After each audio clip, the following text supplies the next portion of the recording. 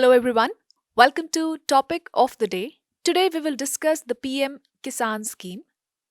Recently this topic was in news as the Prime Minister released the 10th installment under the Pradhan Mantri Kisan Samman Nidhi PM Kisan scheme. Let us briefly discuss the PM Kisan scheme.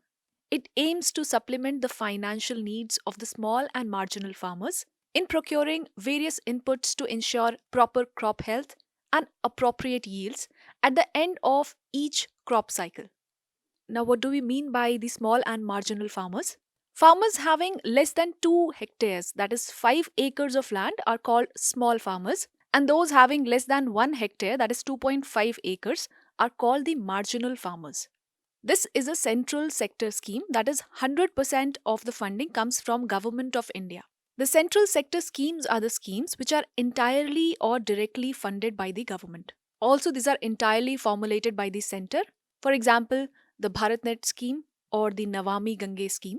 Also, there are centrally sponsored schemes. Now, the difference between centrally sponsored and the central sector schemes comes with respect to implementation and the cost sharing. The central sponsored scheme are implemented by the state government, but the cost is shared by center as well as the state.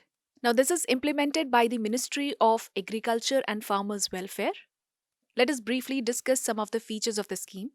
It says that an amount of 6,000 rupees per year is transferred in 3 installments of 2,000 rupees each directly into the bank account of the farmers. Initially, it was the income support to all the small and marginal farmers' families across the country having cultivable land up to 2 hectares.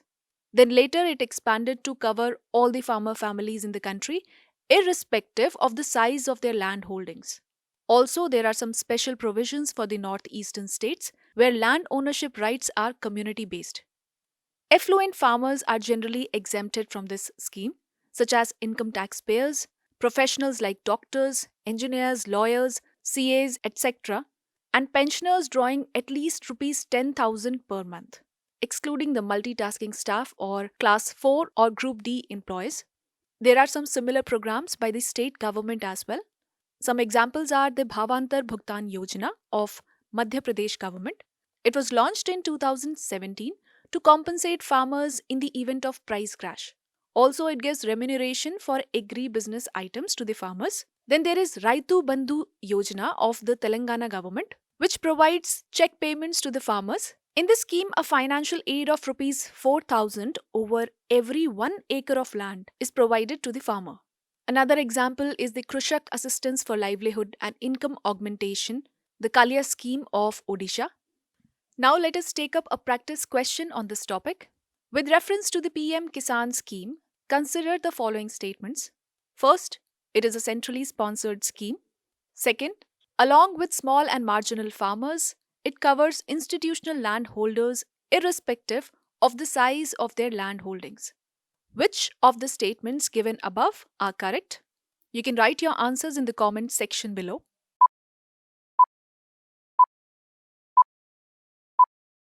So the correct answer is D, that is neither statement 1 nor 2 are correct, as it is a central sector scheme, not a centrally sponsored scheme. And second, only small and marginal farmers are covered irrespective of the size of their land holdings. So this was all for today's topic. For more such videos, do stay tuned to the Next IAS YouTube channel.